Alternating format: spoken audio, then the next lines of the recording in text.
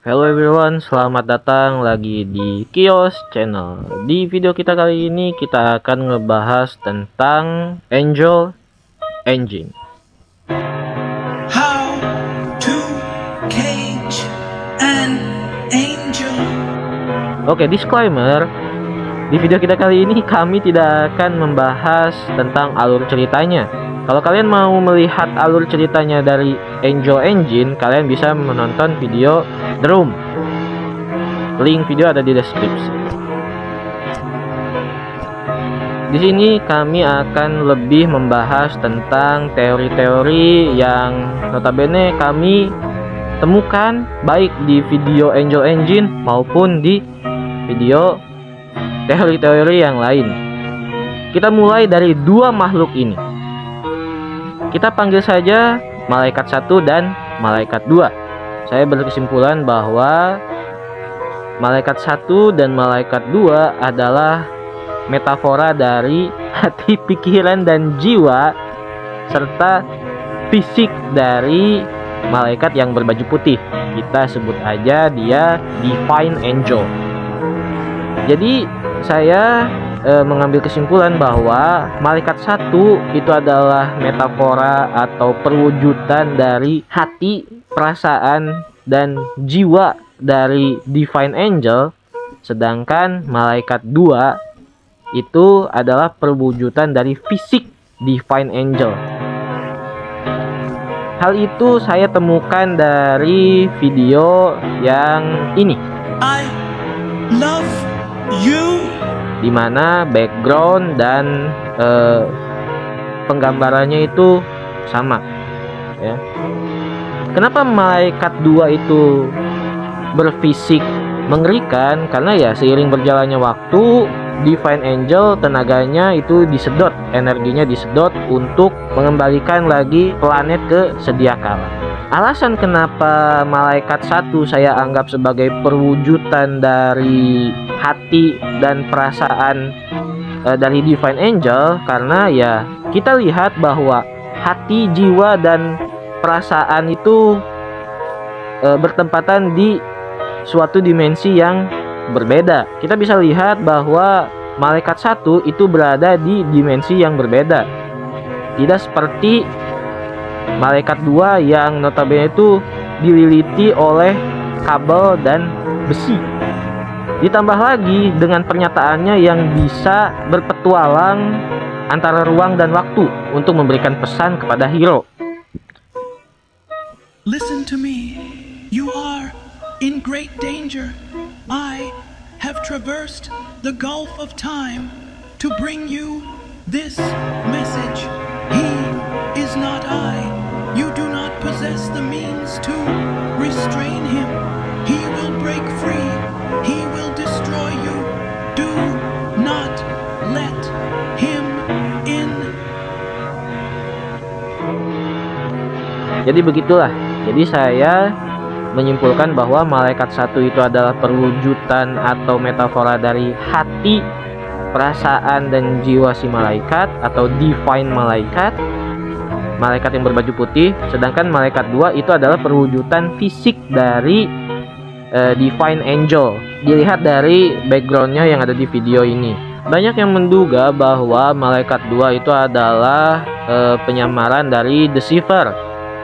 Sedangkan kita udah tahu sendiri bahwa Deceiver, wujud asli dari Deceiver adalah malaikat ini. Ya, itulah wujud asli dari Deceiver.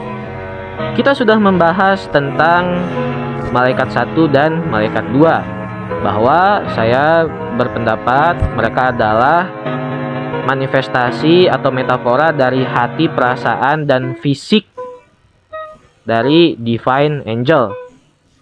Ya, alasannya karena malaikat 1 itu bisa berpetualang melintasi ruang dan waktu, serta dimensinya pun dalam video itu berbeda. Sedangkan untuk malaikat 2 ya ada kemiripan antara gambar ini dan gambar yang ini. Wujudnya berubah karena seiring berjalannya waktu tenaganya itu disedot oleh Angel Engine. Ya, sekarang kita masuk ke bagian selanjutnya. Bagian selanjutnya kita akan membahas soal deceiver. Nah, siapakah deceiver ini sesungguhnya? Ya, deceiver seperti kalian bisa lihat di video adalah makhluk ini. Ya, yang muncul mengintip ketika Divine Angel berusaha untuk meminta pertolongan, ya, dan makhluk yang muncul di belakang presiden.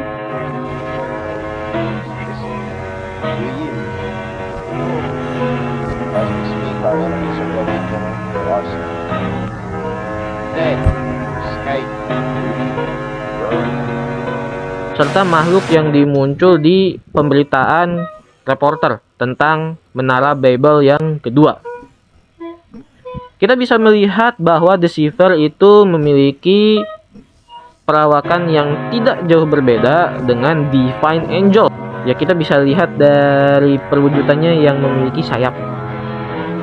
Nah, karena perwujudannya yang notabene tidak jauh berbeda dari Divine Angel, maka saya mengambil kesimpulan bahwa deceiver adalah malaikat yang turun berbarengan dengan Divine Angel. Karena di part pertama ketika malaikat satu menjelaskan bagaimana caranya untuk mengurung seorang malaikat, ya, dia mengatakan bahwa mereka akan turun membawa pesan ilahi. Watch the divine messenger descend onto your world. They want to help you use their kindness. Ya, ketika dunia sudah porak-poranda, nah, di situ malaikat satu mengucapkan kata mereka. Berarti ada indikasi atau kemungkinan bahwa yang turun ke dunia untuk menyatakan kasih sayangnya kepada manusia, malaikat yang turun ke dunia itu berarti tidak hanya satu, melainkan lebih daripada satu. Karena dia bilang mereka, berarti kita bisa ambil kesimpulan bahwa deceiver itu adalah malaikat yang turun ke dunia berbarengan dengan Divine Angel. Lantas, jikalau semisalnya Divine Angel itu menolong manusia dengan cara memulihkan kembali peradabannya, lantas apa alasan deceiver ingin memusnahkan peradaban manusia? Dalam part 1 mengatakan bahwa malaikat satu bilang bahwa para malaikat akan menolong manusia dikarenakan kasih sayang mereka. Ya. Menolong di sini tuh tanda kutip. Kita tidak pernah tahu cara menolong mereka tuh seperti apa, atau ya mengungkapkan perasaan kasih sayang mereka tuh seperti apa. Jadi, ya, atas dasar itulah saya berkesimpulan bahwa karena sama seperti Divine Angel menyayangi manusia sehingga dia menolong manusia. Maka deceiver pun juga demikian. Dia pun juga sama menyayangi manusia. Hanya saja pertolongannya yang berbeda. Jikalau Divine Angel itu menyayangi manusia dan menolong manusia dengan cara memulihkan kembali peradaban manusia dengan kekuatannya, maka deceiver itu menyayangi manusia, menolong manusia dengan cara memusnahkan peradabannya. Hal itu didasari karena deceiver itu tidak mau melihat manusia terus-terusan sengsara dan membuat atau mengulangi kembali kesalahan mereka, sehingga membuat manusia itu semakin sengsara seiring berjalannya waktu. Alasan Deceiver ingin memusnahkan manusia karena Deceiver ingin mengakhiri penderitaan manusia yang notabene itu dibuat oleh manusia itu sendiri. Makanya daripada terus-terusan menderita, maka Deceiver memutuskan untuk sudah akhiri saja penderitaan manusia dengan cara memusnahkan mereka. Nah, itu menurutku salah satu alasan dari Deceiver, karena ya menurutku cukup masuk akal juga gitu kan. Karena ya sama-sama malaikat, Divine Angel dan Deceiver itu sama-sama malaikat. Malaikat di universe ini tuh sama-sama menyayangi manusia, dan karena kasih sayangnya mereka terhadap manusia, akhirnya mereka mau menolong. Tapi tindakan pertolongannya itulah yang berbeda. Nah, Divine Angel menolong manusia dengan cara untuk memulihkan kembali peradaban mereka, sedangkan Deceiver menolong manusia dengan cara untuk mengakhiri peradaban mereka dengan cara memusnahkan semua peradaban manusia. Deceiver memperalat manusia untuk berpaling melawan Divine Angel dan menggunakan atau ya menguras kekuatannya. Karena ya kalau semisalnya Deceiver dan Divine Angel katakanlah bertarung, maka ya tidak akan ada yang menang karena kekuatannya setara. Bisa jadi seperti itu ya. Makanya Deceiver memperalat manusia untuk menangkap Divine Angel. Nah, selanjutnya aku menemukan lagi juga beberapa teori di part yang ketika presiden sedang berpidato tentang kemunculannya dia yang adalah musuh bersama, yang video yang ini.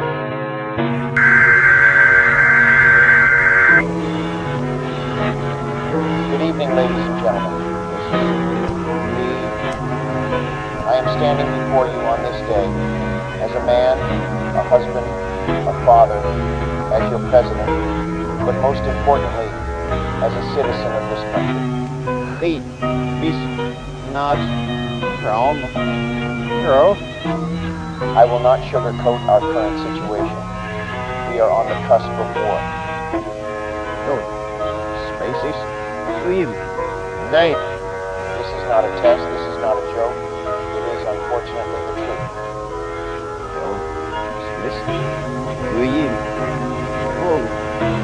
As we speak, our enemies are readying their nuclear arsenal. Dead.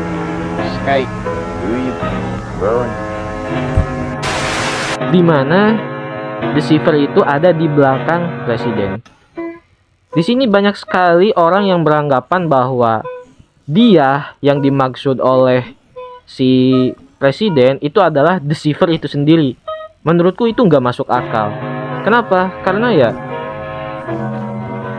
Deceiver itu kan sedang mengendalikan presiden. Aneh banget gitu kan kalau yang dimaksud dengan yang dia kendalikan adalah dirinya sendiri gitu. Lantas siapa yang dimaksud dia musuh bersama? Siapa yang dimaksud oleh presiden yang sedang dikendalikan oleh Deceiver? Dia yang dimaksud itu adalah dia yang dimaksud musuh bersama yang dikatakan oleh presiden adalah hero.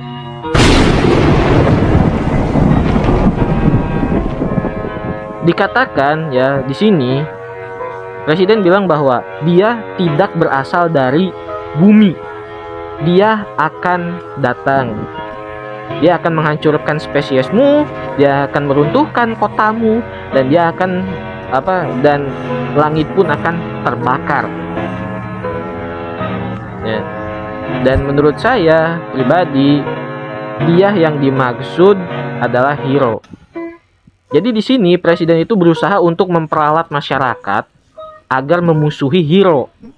Hero yang nantinya akan menyelamatkan Divine Angel.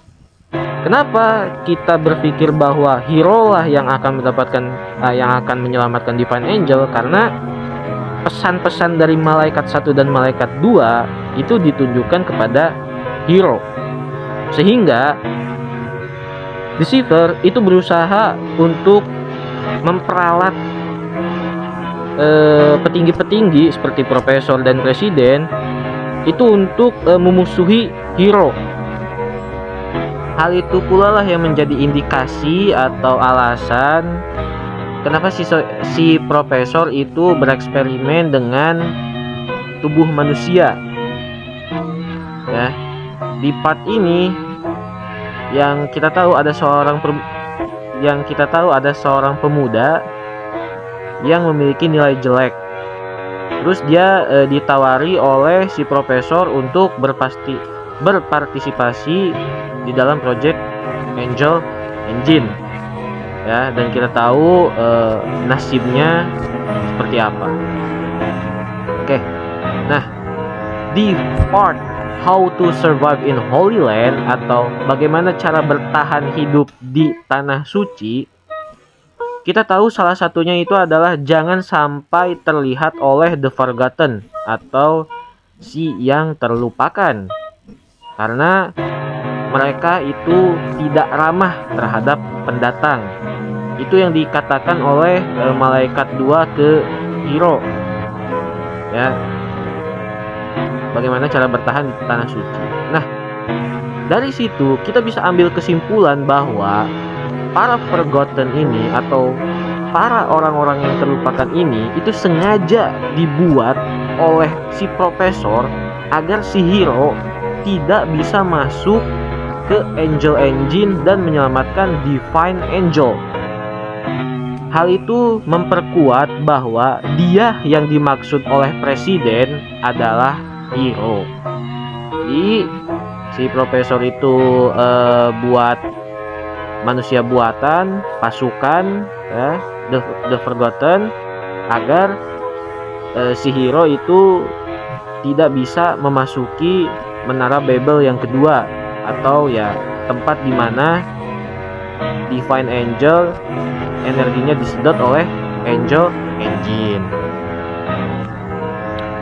Sejauh ini hanya segitu